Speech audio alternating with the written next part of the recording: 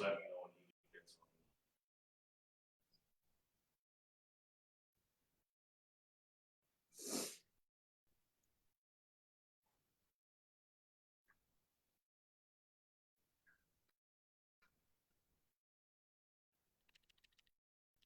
Did it start already?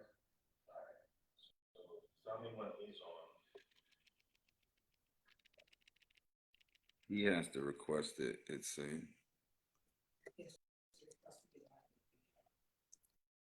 So he has to.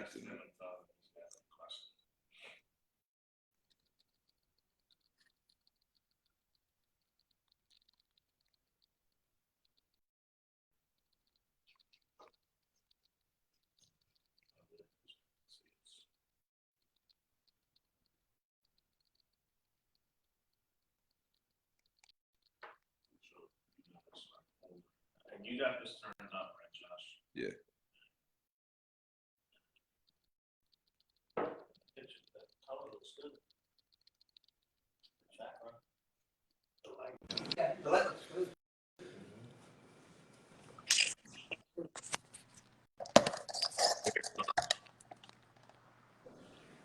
All right, he's on now. All right, thank you. How are you?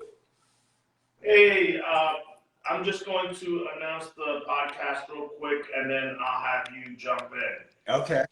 So You hear him on your end? I don't hear him on this one, but I hear it from over there. Yeah, that's fine. All right, so welcome to Transformations Live podcast this week again. We're just gonna jump right into this week's show. We were trying to set everything up, and like I've been telling you guys, I have a special guest this week. His name is Colicchie, and as always, I have my co-host Joshua Camacho and our very good friend and supporter, Miss Yvonne Stroman, here at the Berks Rise Center. So I've been inspired by Colicchie's music over the last few years. I've heard his music, and I decided to reach out and ask Colicchie if he would be a part of the Transformations Live podcast, and he automatically said yes, so I totally appreciate that. I appreciate your time. I know that your time is very valuable. So just give us a little background about your life and how you ended up into recovery, Colicchie. Yeah, so my name is Chaz Smith, and I'm from Pittsburgh, Pennsylvania. And I mean, the shortest version possible, I, struggled with drug addiction and alcoholism ever since I was 14, 15 years old. And, after a very torturous existence and living in a nightmare for, roughly 7, 8 years, I finally made my first attempt and endeavor to get clean. And, I was just so tired of living the way that I was, and I would hit bottom after bottom, and I would just keep thinking that life couldn't get worse, and it just always did. And I just kept digging myself into a deeper hole. And, when I first attempted to get clean and got clean, I didn't stay clean, but I at least realized that it was possible for someone like myself. Because in the beginning, I would go to meetings or whatever, and I would see everyone else's lives and how they were so beautiful and how they started, getting jobs and careers and houses and cars. And, I think we all think like this, but I truly felt it in my soul, like, it's possible for them, but for someone like myself that hates themselves as much as I do, and as much as I crave drugs, and as much as I'm so scared of life, that I can't do that. And, I found myself in recovery strictly because I could not go one more living, waking moment doing the things that I was doing. Not only was I going to physically die, I was spiritually dead for a long time. And I needed something to grasp onto, in order to have some type of a fulfilled life. And through all that, finding a purpose, and through all that, finding the gratitude to just be able to wake up, and see another day.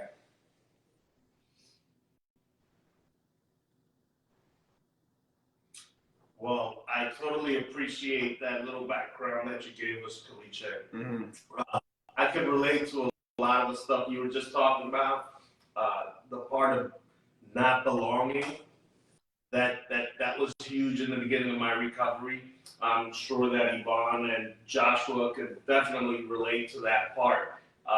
Going to the meetings in the beginning was the hardest part because it was something uncomfortable and different, right? From the things that we're used to doing. We don't want to do what people tell us to do, let alone walk into a meeting, into a room full of strangers that just want to hug you. Yeah. Yeah, and I always struggle with that because even before I went to the rooms, I was always a very shy person. I was always a very don't look at me type person. And and honestly, like drugs kind of was the solution to that, like in the very beginning. Obviously they became the problem in my life, the biggest problem I ever had, but I was it was very difficult for me to just step out on faith and trust this, trust these people and trust this program that I knew nothing about. I share about it all the time, but thank God for my sister because she really was the evidence that, the recovery was possible because she entered recovery before me. And I knew how bad she once was on drugs. And for her to lose the desire and to just be able to wake up and not, have that obsessive thought and just run all day to get drugs. Whenever I seen that working for her, I thought to myself, okay, maybe I really do have a shot at this. Maybe this is something that, that is attainable and isn't out of my reach. Because I would always short circuit myself regardless of what I did. The negative thoughts and the pessimism that I walked around with on a daily basis. I mean, that was like actually part of who I was. And I had to shatter, the negativity in my life. And by doing that, my life has completely changed. Colicchie, I'm so glad to talk with you and to meet you. And I'm just wondering if you can, because I heard you talk about fear, right? Uh-huh. And talk about, just kind of looking at others, right? As your guiding light, if you will. And it sounds like you're saying, feel the fear and do it anyway. And we say that in recovery, Colicchie. It sounds really easy. But I'm just wondering if you could talk a little bit about those initial steps for you. How did you go about asking for help, and then how did help respond to you that led you on this path of recovery? Yeah, well, I mean, still, even with 7.5 years clean, it's sometimes hard to ask for help, and sometimes the most powerful thing an addict can do, is ask for help. And different types of help throughout the years. Like whenever I first came in, just, asking for help, like I didn't know how to live life in any way, shape or form. I knew nothing about a bank account. I knew nothing about a job interview. My life like purely existed on waking up, committing small crimes and getting high. And that's what I did, for years. And, so whenever I had, the drugs and alcohol stripped out of my life, I really was left with this huge void inside of me. And along with this void came this entire ball of fear, and we can all relate, how the disease will talk to us and tell us that we're nothing and we're never going to be nothing, so don't even try. And but it's once again, it was the other members of my life. It was the predecessors that came before me, and they would just tell me things like, walk with faith, walk through fear, trust God. And I would, and it was, and it was very difficult, and a lot of times I wasn't exactly feeling what I was doing, but still it was the act of, so I would push myself and I would push myself through the fear. Even when I had, to this day, when I get scared, I still get scared and I'm filled with fear. Like whenever I perform, whether it's in front of 5 people or 500. You know, I still get that inside, you know, insecurity and that fear, but you know, I'll pray about it and I'll just push myself. You know, there's been so many moments in my life where I wasn't, you know, where I was, I don't want to say petrified, but I was on the brink of, but I would just push myself. And then I would always get to the other side and be like, okay, that isn't that bad.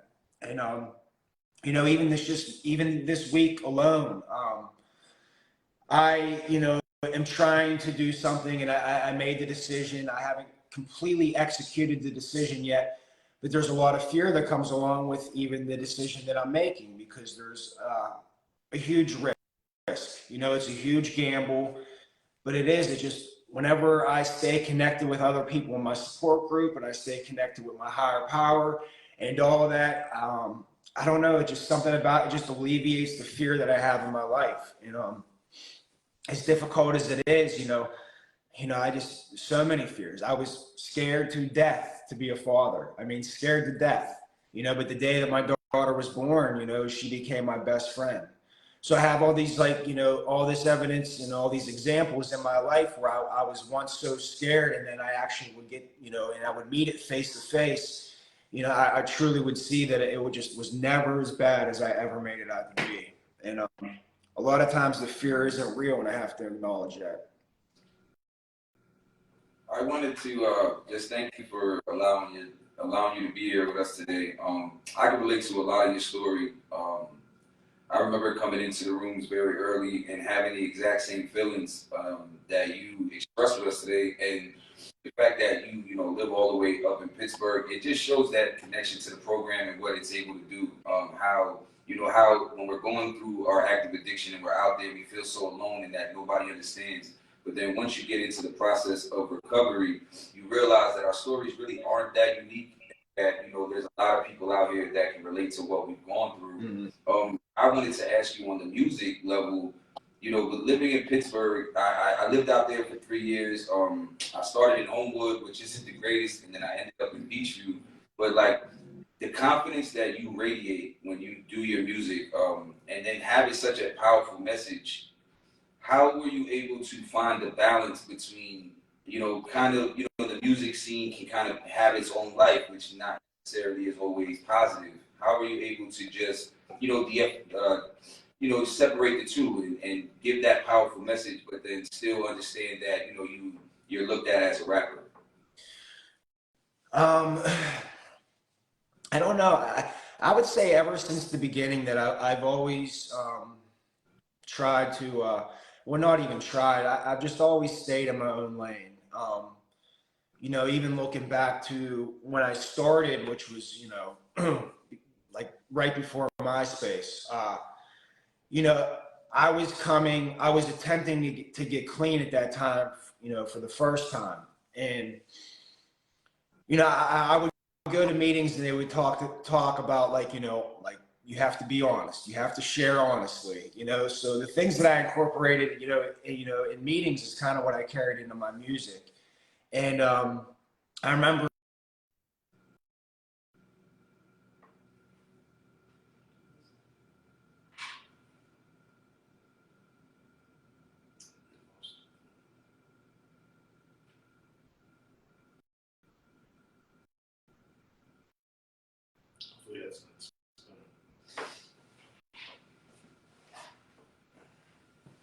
I think we lost you for a minute, Colicchie. Just give me 1 second. Do you hear us? He's still talking.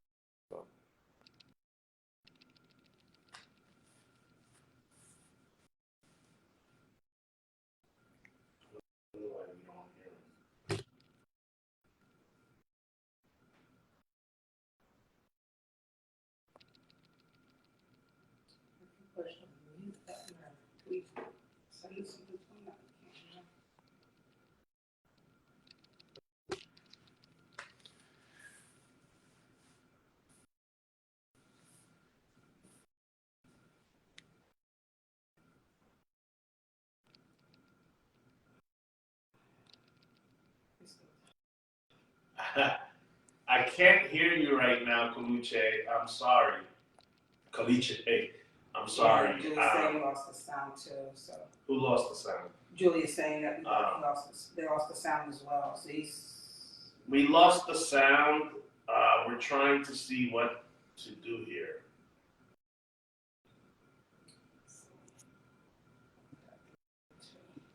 It's on his end or our end. I don't know if your button. if they can't hear him, he has to be on there on his end. All right, do you hear me now? No. They can hear us, but not him. You can hear us, but we can't hear you, Colicchie. Yeah. Did you hit a mute button or something?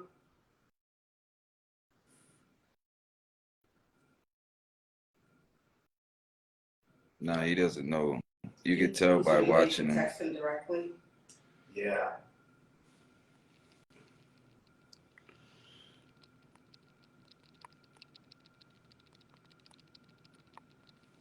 So folks at home, we apologize for the audio technical difficulties, but while we try and get him back, I want to share with you today is if you got some time and you're hanging out and you're watching football, come join us over here at the Rise Center today at 4 o'clock.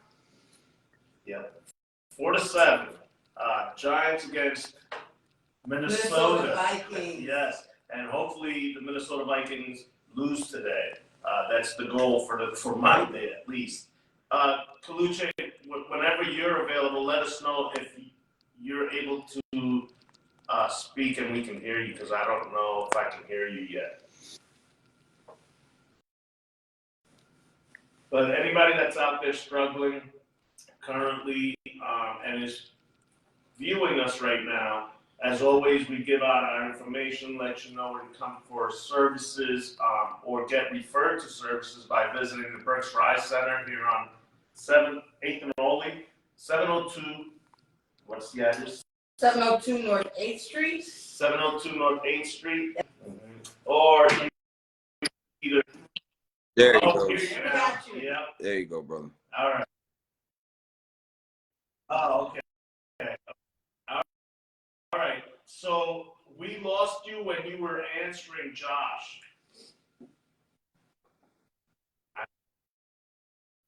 So you want to retry that part? I mean, I was just asking, like, because one of the biggest things, I'm sure you answered, like, one of the things that, like, I got from watching all of your videos, right? Like, a personal thing about me now, I don't consider you that. I tried the rap thing. The reason why I asked that particular question was because I couldn't make that. I couldn't make it work. I tried to find the courage that you have. The thing that I love about your music is how honest you are about the things that you've gone through, right? So now that I've gotten older, you know, I'm in the community and I'm in the field of, you know, trying to be that good foot soldier, like Yvonne says, you know, in the fight against addiction now. But I wanted to do what you do, and I just couldn't make it work. I couldn't find the difference. I couldn't be, you know, I couldn't express myself through the music the way that you do. And man, for me, every song that you have, like especially, you know, Drug Addiction Part 1 and 2, like what you do and what you're able to talk about and how it resonates with the soul is something that is extremely powerful, brother. It's something that you know, we need more of, and I admire the fact that you get up there and you give us your life and you're able to do it on a beat. For somebody like me, music helped save my life in many situations. You know, I'd be down and out somewhere under a bridge somewhere or in the bandos getting high, and music would kind of only be that little bit of light that I had, you know. So like what you're able to do with the music, man, it really is powerful, and if you're not, you should be very, very proud of what you do, brother. Thank you. I appreciate it. Yeah, it truly it has been such a healthy outlet over the years for myself too. How you said it saved your life. I mean, it really. There's been so many nights where I didn't have the strength to pick up the phone and call someone. I didn't have the strength to even pray, but I would start writing, or I would start listening to certain beats and start writing a song and all that, and it completely saved me from either using or even harming myself along them lines. I wrote a song called "Come Back Home" when I had like 23 days clean this last time that I got clean, and it genuinely like saved my life. Like I don't think that I would be here today if it was not for that exact moment in time and that interval of 5-6 days that it took me to write it. I wouldn't be here if it wasn't for that, because I was just in a really, really bad space, mentally, emotionally, and spiritually. And and I was possibly on the verge of just like throwing my life, away again for the 1 millionth time. But I turned to music, and it did, and it completely just changed the direction of this time being clean. So, Colicchie, can I ask you a question? Yes. When you first started writing music, we're going back. You've been writing music now for over 15 years, right? Yeah. So you were in your addiction. So was that your way of expressing or asking for help?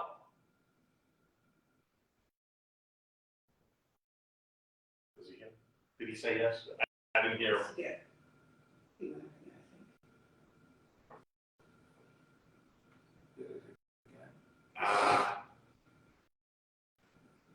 I was not able to hear you, so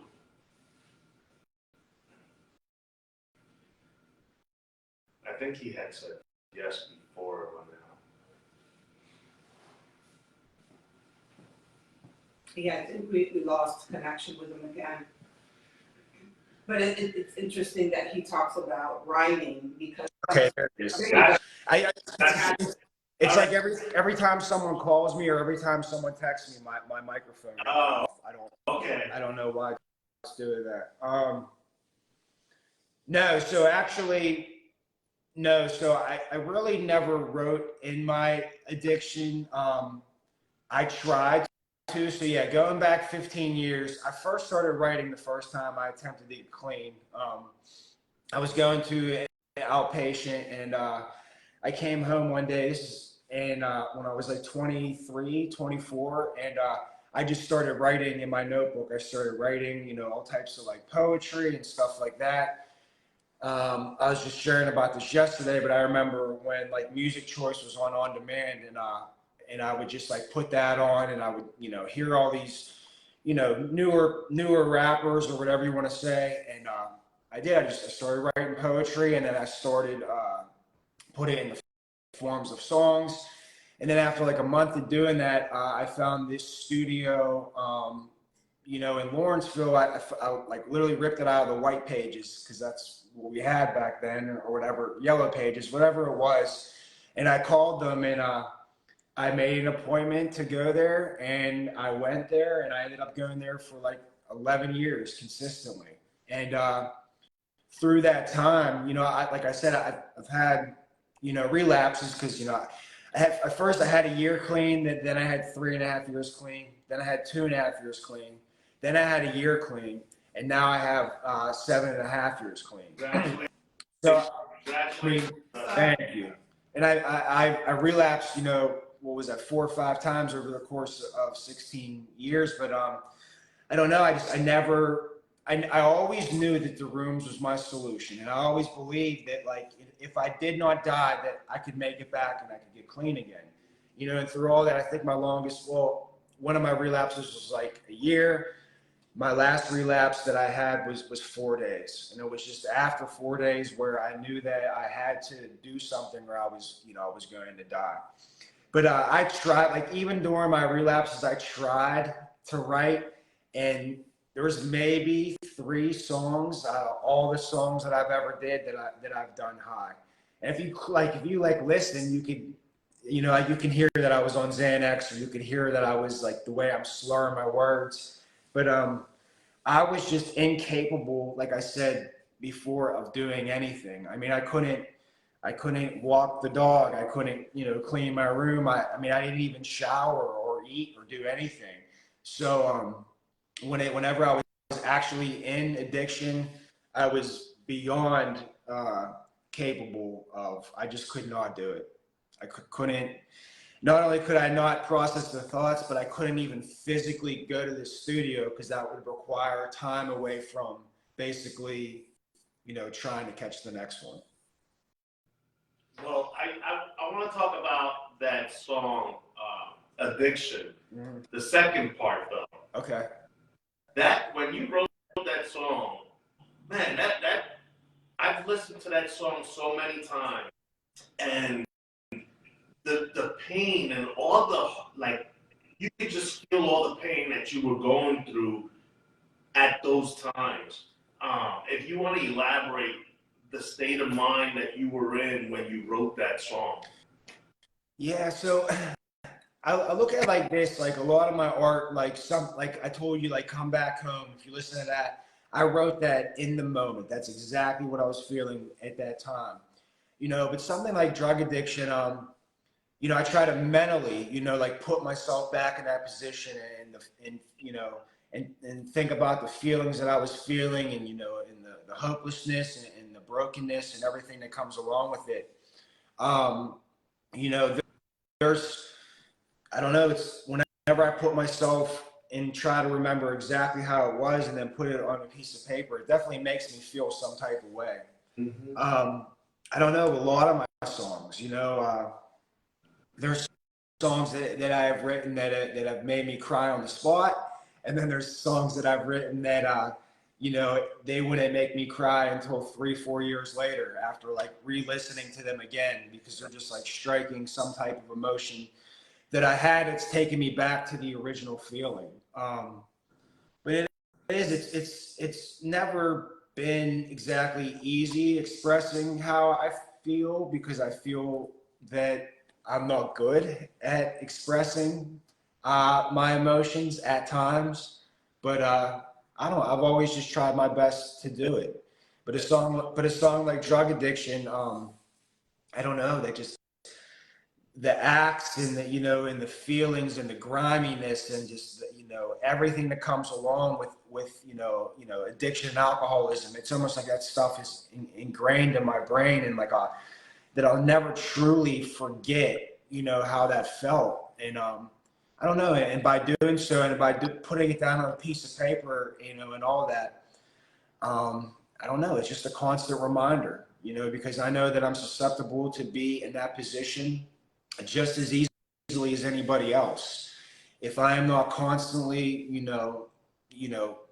doing my daily maintenance and doing what I have to do, then I could, make that bad decision and be right back to the addiction part of it, if I don't die, obviously.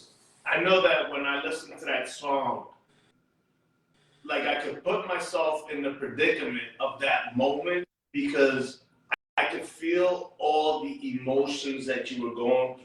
And I've listened to that song a lot. You could feel the hate, you could feel the anger, the isolation. You can feel all that in that song, and that's why I asked about that particular song, because that's a deep, deep song.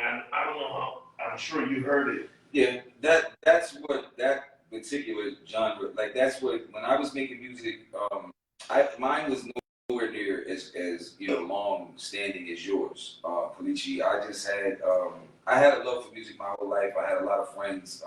There's a really good producer out here, and what I pretended to make, right, was he looked at me one day and said, "Mach, all you do is make pain music," and that's because that's all I was capable of associating my life with was pain. So like I wasn't good at making club bangers or anything like that. It was just really raw and dark. And then what happened, I felt like it was uncool to put that music out, and that's what I was telling you on how amazing that praise, because I looked at it the wrong way. That was back when I was trying to make music. That's when I wasn't secure with myself. I wasn't secure with who I was. I wasn't secure with being a great recovering addict. I wasn't trying to, fully put my feet in the shoes that I wear today. So that's why I was giving you all of that, because it's not. It's by for some, which leads me into my next question for you. Quick was, Pittsburgh is a very different. It's a very different scene, right? Like, especially with music, with culture, everything. How is your powerful music and you have a lot of substance to your music. How is it embraced in Pittsburgh? So obviously, like, most people in the rooms, have heard of me or, know maybe my music, but I don't know. I feel like I'm, kind of known in Pittsburgh, but I don't know. I feel like my music is known more outside, and in one of my songs, I talked just recently. I said, this might sound silly, but I'm bigger in other states than I am in my own city, and it's true. Like I've only performed in Pittsburgh twice, I think, in like the last 5 years, and there's states that I've been to 5 or 6 times and performed. And this all goes back to, like I said before, I've always like just stayed to myself, I guess, and in my own lane, and I have friends in Maryland and Florida and Connecticut that are also in the rooms. I've went on tour with them, I've done songs with them, but I don't know, just even with like making the music that I make, I know it could probably get monotonous and and all that, but that's what I enjoy making, and that's what I've always have tried to make, and when I make something else that quote unquote is maybe just like a freestyle or doesn't exactly have like substance or whatever you want to say, I don't know. I get more enjoyment out of making something that I personally can like feel, and I don't know. A lot of songs I have, I'm not a fan of, but then there's songs that I make where I'm just like, wow, like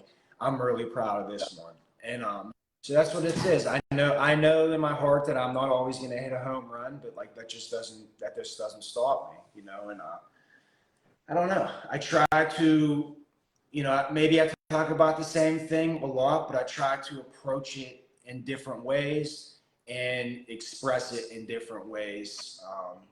Whether it's even singing a little bit now or whatever, but I don't know. It's been the music that I've always liked to make.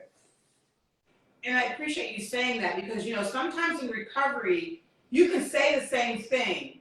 I will say something today, and it will mean something totally different for me to say it again in 3 to 5 years, right?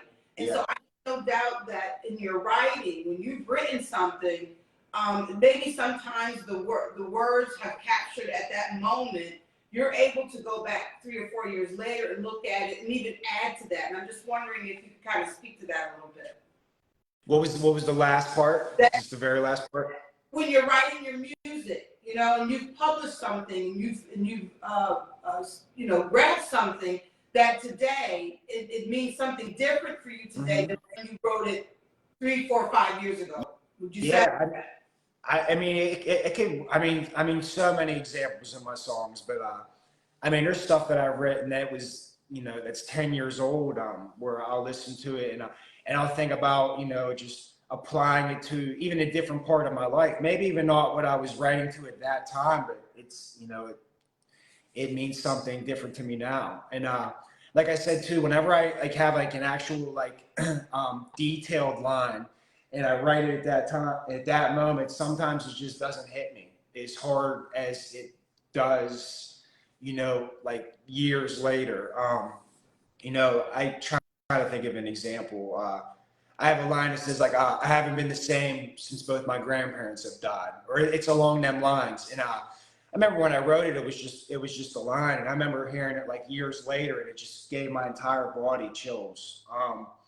And it's just, I interpret, my music and all types of music differently as time passes, you know. And that's the same thing with like reading literature. I could read the same chapter, you know, 50 times, but maybe I'm going through something, you know, very particular in my life where, you know, different sentences might jump out at me at that time and be like, I've read this so many times. How have I not seen that line before? This is exactly where I'm at. You know, so it's almost the same with my music, you know, just like picking out more important parts in correlation with whatever struggle or adversity I'm going through at that moment. So my next question would be, what would be your biggest message to the people out viewing right now on our podcast? What would be your biggest message for them, the message that you may have for them to help give them some sort of hope to ask for help? I heard you talk about how heavy that phone is to pick up and call somebody. We both talk about that here on the show, but what kind of message can you give our viewers? I mean, I know it's really like cliche, but just the change is possible because I'm serious. I didn't think that I would be able to change my life. And this just doesn't go for people that suffer with drug addiction and alcoholism. It could be for anyone. People that are stuck in a dead end job, people that aren't, you know, comfortable with their body, you know, people that are stuck in that toxic relationship that they believe they can't get out of. You know, it all starts and ends with me. Like, I had to be willing. Like, I had to be willing and just find even just a minuscule amount of strength to do the right thing. And it is, and it all starts with reaching out, you know, to someone that you trust, you know, to point you in the right direction. And from there, you know, just by me reaching out for help, you know, and telling someone that I'm struggling, just that alone, you know, accountability just, you know, comes with that. So now I'm held accountable for my actions, and I have someone else that is basically gonna, you know, hold my hand through the process. And it's so difficult, you know. I was the type of person where my back would have to be against the wall and be on the brink of using, you know, before I would ask for help. But it's like, I don't know, I would choose to like suffer, you know. And like today, like I know it's not about that. Today's about like, you know, like peace and comfort and, you know, and finding solace in my surroundings. And but it's never easy for, you know, for me to admit complete defeat and that, you know, I can't do this, I need help. But I know it's the very thing that's going to save my life, you know. So by, you know, knowing that, you know, it's either ask for help or, you know, possibly just destroy everything beautiful that I built, you know, I just have to, you know, push myself to ask for help. I want to read you this comment. It came from Dave Johnson. He's a good brother, a friend of mine. He said, your music planted a seed for me back in 2011. It took me until 2013 to get into recovery, but your music was pivotal for me to understand that there was another way to live. I didn't know what recovery was or what the rooms meant until I listened to your music. Thank you for never giving up and spreading the message of recovery. For me, brother, I am far from where you were in music, but that's what it's about. You know, like being able to touch somebody that you've never met before, having somebody be able to relate to your story, and the words that you put down on that paper that you might not think is a home run. The greatest thing about that is that it's somebody else's home run, and that's the dope. That's what's truly dope about what you do. Yeah, that's enough. And I appreciate the comment to whomever wrote that, but I have a friend, and he would like always put out music and then like delete it, or he would like make whole projects and never release them, and I'd be like, why? Just put it out, man. And he's like, well, I don't like it. I'm like, just because you don't like it doesn't mean that someone else isn't, or Right. somebody else won't. And so that has been something too, where I mean, I do have, you know, some songs that I haven't released, but the majority of everything I've ever done and that was actually like finished, you know, I've put out because I don't know, not that I feel like it's selfish not to, but it is. It's exactly what you just said. You know, I don't know. We never know when or if or who we're going to make an impact with, whether it's in the meetings or whether it's with music or, just by helping someone. We never know exactly when we're going to, change the lives of another human being. We've had quite a few guests here on the show, and for us people in recovery, the solution is so simple and easy, but it's only so simple and easy once we obtain it. And we all sit back and we reminisce on when we came into recovery and how uncomfortable and hard it was. So I can always relate, and you just touched on it earlier, I can always relate to those first couple months of the struggle of raising your hand, of calling the sponsor, of calling a friend, calling to somebody that's willing to listen. But then over time it becomes like a simple solution, and there's still people out there that are still sick and suffering, that are still battling with that. So for us in recovery, it's an easy solution. But for the ones that are still sick and suffering, it's not. And that's the hard part, because they're right here on this podcast viewing the show, and it's still hard for them to just pick up that phone. And I always like to say, my contacts right away, 484-772-7079, transformationslc.14 @gmail.com, or you can send me a message right through Facebook. And then Josh's contact is 484-926-8358, transformationsjob.23 or Macho Camacho on Facebook. Or Miss Yvonne. Or contact the Rise Center, 610-750-7550. And I even tell you, call me on my cell phone, 484-651-7214. The point, the whole thing is, and Colicchie made it really, really evident, was that you never have to suffer through this by yourself. And understand that you may not do everything the correct way, but don't give up on yourself. And I heard Colicchie talk about that in terms of his own self, like, returning to use and relapse. It can happen. It happened to me. You know what I mean? But the point of the matter is that we continue to say to ourselves, we are worthy of something better than this drudgery, living on the streets, putting stuff in our bodies that have no business being in our bodies, hanging out with people that we have no business hanging out with, doing things that are only going to lead to jails, institutions, or death. We are better than that. And when we're telling you this, we want you to ultimately believe that for yourself, so that you can come forward and get the help that you need and live this life that we call recovery, that's beyond our wildest dreams. Yes. It may seem like we talk about, like one thing that I was talking about the music is that you don't want to always talk about the same thing.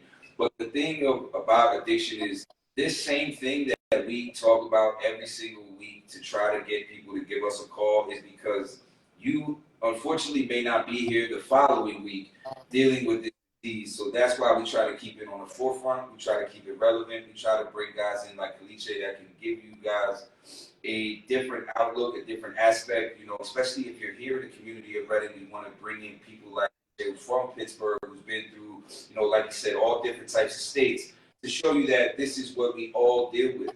Different types of life. It doesn't matter if you're a rapper, if you're a secretary, or nurse, whatever you do, if you suffer from this disease, we all have something in common, and we're all here together. We're all here to make sure that we do our best to fight this disease together. And as we all learn in the rooms, we all know addiction does not discriminate. It doesn't matter your sex, ethnicity, what your profession is, it just doesn't matter.